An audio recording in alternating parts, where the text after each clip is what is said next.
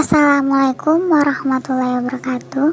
Saya Fatmawati NIM 009 akan menjelaskan materi tentang sistem pernafasan pada manusia. Indikator pencapaiannya yaitu yang pertama menjelaskan pengertian bernapas atau respirasi, yang kedua menganalisis keterkaitan antara struktur dan fungsi organ pada manusia. Yang ketiga, mengidentifikasi mekanisme pernafasan dada dan pernafasan perut. Yang keempat, menganalisis faktor yang mempengaruhi frekuensi pernafasan pada manusia.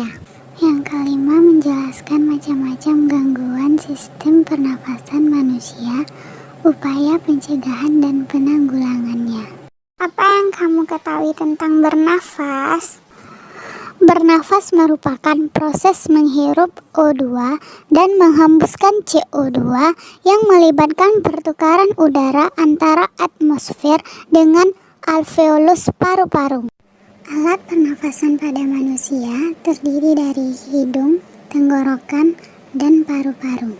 Udara yang masuk melalui rongga hidung akan disaring oleh bulu hidung. Bulu hidung berfungsi menyaring kotoran ataupun debu yang terbawa masuk bersama dengan udara yang kita hirup, sehingga menghindari kita dari bahaya gangguan pernafasan. Di dalam rongga hidung juga terdapat selaput lendir dan kongka. Fungsi dari selaput lendir yaitu menghasilkan lendir dan menyaring debu dan kotoran. Sedangkan fungsi kongka yaitu menyamakan suhu udara yang terhirup dari luar dengan suhu tubuh. Selanjutnya, tenggorokan. Di dalam tenggorokan terdapat faring, laring, dan trakea. Faring merupakan organ pernafasan yang terletak di belakang rongga hidung hingga rongga mulut dan di atas laring. Faring berfungsi sebagai jalur masuk udara dan makanan, ruang resonansi suara, serta tempat tonsil yang berpartisipasi dalam reaksi kekebalan tubuh dalam melawan benda asing. Laring atau ruang suara merupakan organ pernafasan yang menghubungkan faring dengan trakea. Di dalam laring terdapat epiglotis dan pita suara. Epiglotis berfungsi mencegah masuknya makanan atau benda asing lainnya ke dalam laring dan trakea. Selanjutnya yaitu trakea. Trakea merupakan saluran yang menghubungkan laring dengan bronkus.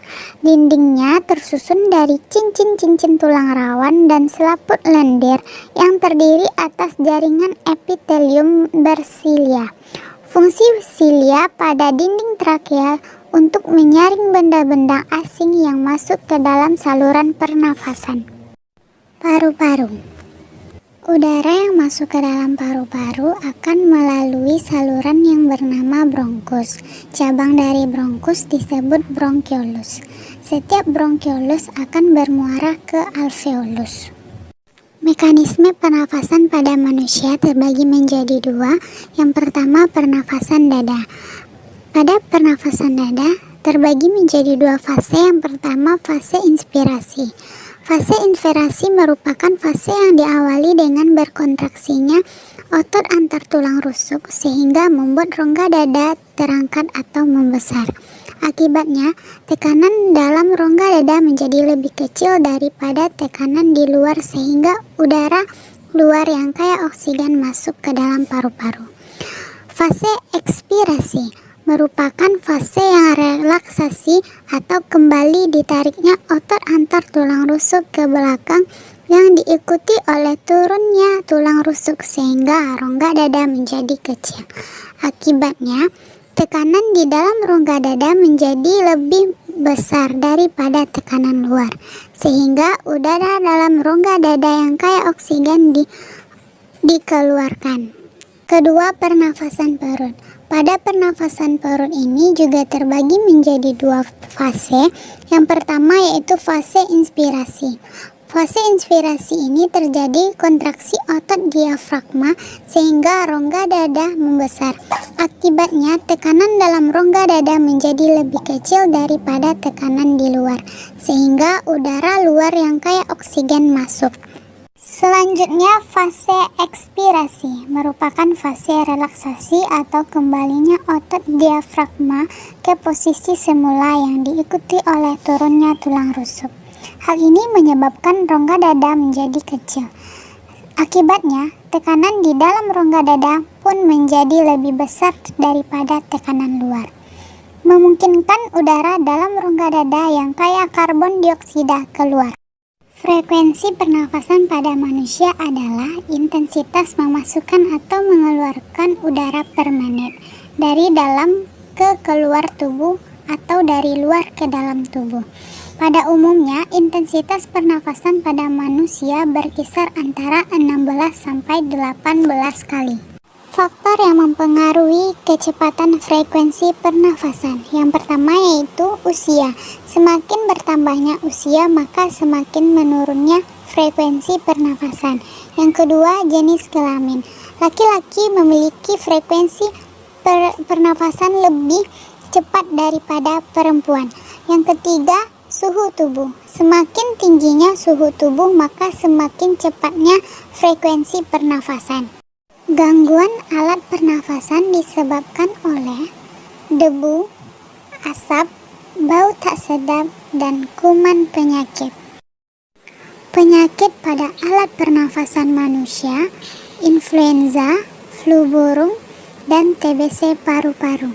Hal tersebut dapat kita hindari dengan yang pertama, menghentikan kebiasaan merokok, dan yang kedua, membiasakan memakai masker saat hendak berpergian. Yang ketiga, selalu menjaga lingkungan agar tetap bersih dengan melakukan reboisasi. Gelombang elektromagnetik. Dalam fotosintesis, bahan-bahan yang menyerap cahaya disebut pigmen. Dalam fotosintesis berlaku hukum kekekalan energi, bahwa energi tidak bisa diciptakan juga tidak bisa dimusnahkan. Yang selanjutnya itu dalam kimia. Dalam fotosintesis berlaku beberapa reaksi kimia. Prinsip reaksi kimia adalah massa zat sebelum reaksi sama dengan massa zat sebelum reaksi. Secara sederhana, jumlah suatu atom sebelum reaksi sama dengan jumlah setelah reaksi.